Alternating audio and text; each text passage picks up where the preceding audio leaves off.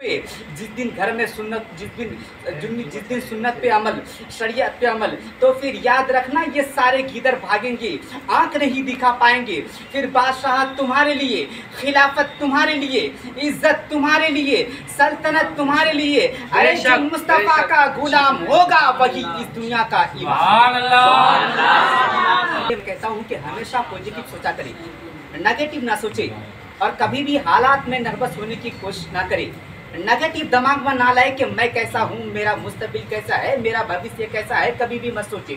सिर्फ अपने लिए सोच के मैं क्या हूँ, मैं कब्र में क्या जवाब दूंगा, मैं हश्र में क्या जवाब दूंगा, मैं कयामत में क्या जवाब दूंगा।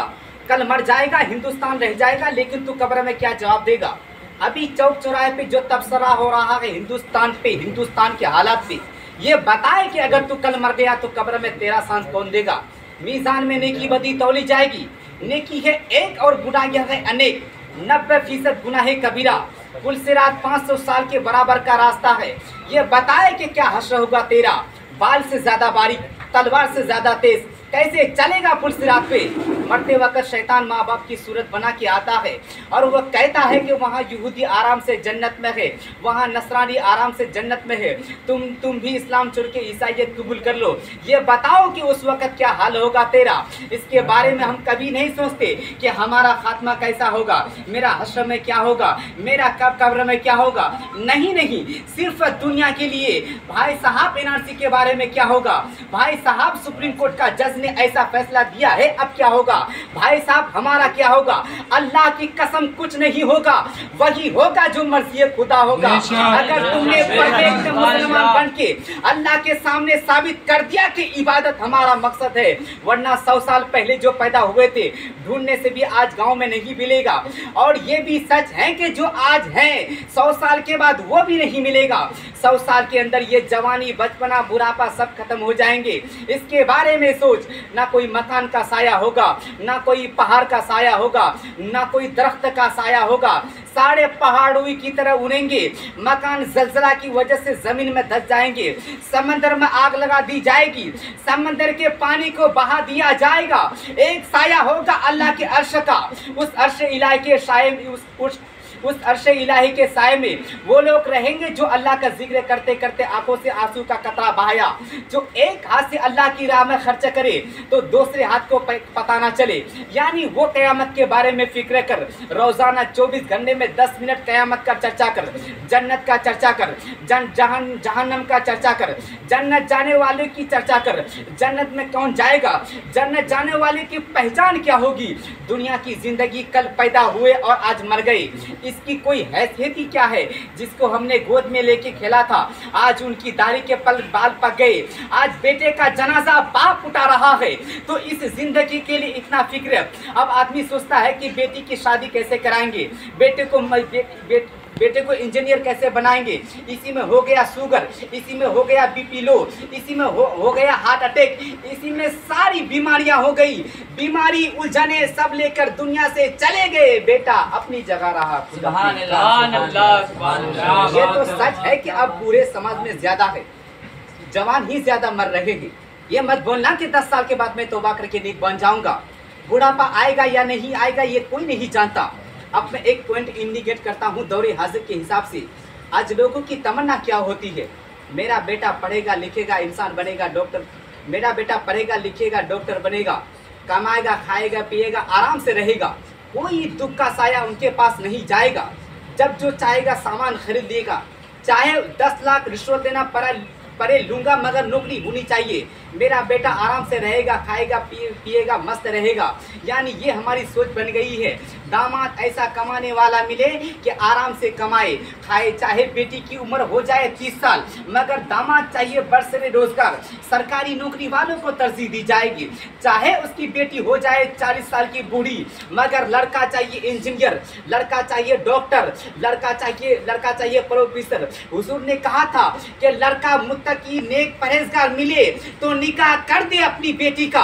अगर शादी में ताखिर करेगा तो जमीन में जलजला पैदा होगा, फितना पैदा होगा। वो फितना किसका? वो फितना जनाकारी का, वो फितना बदनिगाही का, वो फितना इज्जत और आबरू की तबाही का। ये जो समाज में जनाकारियां बढ़ रही है, एक पॉइंट ये भी है कि शादी में ताखिर हो रही है। शादी में ताखिर इसलिए कि बहू चाहिए हाइट वाइट, दामाद चाहिए बरसरे रोजगार। एक मुशरिकाना सोच, एक हिंदुवाना सोच, एक काफिराना सोच। हुजूर ने कहा था कि इस दुनिया में ऐसे रहो जैसे एक मुसाफिर और अजनबी रहता है। हुजूर ने तो ये कहा था कि ये दुनिया मुर्दार है, उसका चाहने वाला कुत्ता है। हुजूर ने तो ये कहा था कि अपनी उंगली को समंदर में डाल के फलयंजुर बीमा यहिया, फिर देख के तेरी उंगली कितना पानी लेकर आया है। अपार समंदर है, उंगली को डुबा के निकाल के देखे कि कितना पानी है उंगली में, 2 कतरा पानी उंगली में। हुजूर कहते हैं ये दुनिया उसी 2 कतरा पानी के मानिंदे है और आखिरत उसी अपार समंदर के मानिंदे है। कभी बच्चों के सामने आखिरत का चर्चा नहीं करते, कभी बच्चों के सामने जहन्नम का चर्चा नहीं करते, कभी बच्चों के सामने जन्नत का चर्चा नहीं करते। सिर्फ पैसा कमाने का चर्चा। पैसा कमाएगा आराम से रहेगा, पैसा कमाएगा अच्छा खाएगा, कभी परेशानी नहीं होगी। यानी घर वो अच्छा लगता है जिस घर में मुस्कुराहट हो। ये घराना किसका? ये घराना उसका जिसकी तमन्ना आज हम लोग करते हैं कि हमारा घर ऐसा रहे। अल्लाह के नजदीक जहन्नमी का पहचान क्या है? जब जहन्नमी को जहन्नम में डाला जाएगा। ये तो सच है कि रात के बाद दिन आएगा। इससे भी ज्यादा सच बात यह है कि इस दुनिया के बाद कयामत कायम होगी। जिस तरह सच है कि मौत इंडिफिनिट है, कब आए कहना मुश्किल, इससे भी ज्यादा सच बात यह है कि कयामत कायम होगी। जन्नत बन चुकी है, जहन्नम तैयार हो चुका है। जहन्नम में आग का गोला, आग की जंजीर, और जन्नत में जब जहां तक निगाह जाएगी वहां तक सोने चांदी का मकान होगा। हीरे जवाहिरात की जन्नत में जमीन होगी और जहन्नम में आग का गोला, आग की जंजीर, और जन्नत में आराम ही आराम है। अब जब एक जहन्नमी को जहन्नम में डाला जाएगा जो नमाज नहीं पढ़ा, नमाज जानबूझकर छोड़ना हराम और गुनाह कबीरा है, जो रोजाना 5 वक्त की नमाज छोड़ता रहा, जिसने बदनिगाही की, जो शराब पीता रहा, जो रमजान का रोजा छोड़ता रहा, जिस पर हज करने होने के बाद ताखिर करता रहा, जिसने पड़ोसी को तकलीफ पहुंचाई, यानी जो सर से लेकर पांव तक गुनाहों के कंडक में डूबा है। अब कहा जाएगा कि किस जुर्म की वजह से जहन्नम में पहुंचा है।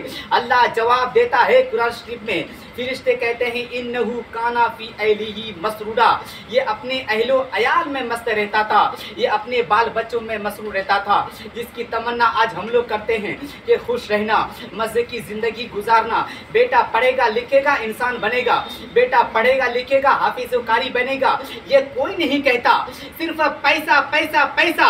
जिस बच्चे को बाप सिर्फ पैसा पैसा सिखाए, वो कमाया मोटरसाइकिल खरीद लिया, वो कमाया स्कॉर्पियो खरीद लिया। अब वही बच्चा कल अपने बाप की छाती पे चढ़ के कहता है फला बाप मरा अपने बेटी को 100 बीघा जमीन छोड़ के मरा, फला बाप मरा अपने बेटी को 1 करोड़ बैलेंस से छोड़ के मरा। तुम मेरे लिए क्या छोड़ा है? ये कसूर हमारे बाप दादाओं का है। उसने हमें पैसा नहीं जन्नत सिखलाता, जहन्नम से बचने का रास्ता बताता, हजरत हसनैन करीमैन की कहानी बताता, फातिमतु ज़हरा की कहानी बताता, अरे मुस्तफ़ा की कहानी बताता। तो वह बच्चा बाप की छाती पे चढ़ के पैसा नहीं मांगता, वो बाप का चेहरा देखता ताकि हज का सवाब मिल जाए, वो बाप का पांव चूमता ताकि जन्नत के चौखट का बोसा मिल जाए। और जब बाप मर जाए तो उनकी कब्र में जाके दुआ करता, इलाही मेरे बाप को बख्श दे, जो मकान दुकान तू नहीं दिया है, ईमान की दौलत छोड़ के मेरा बाप मरा। सुभान अल्लाह।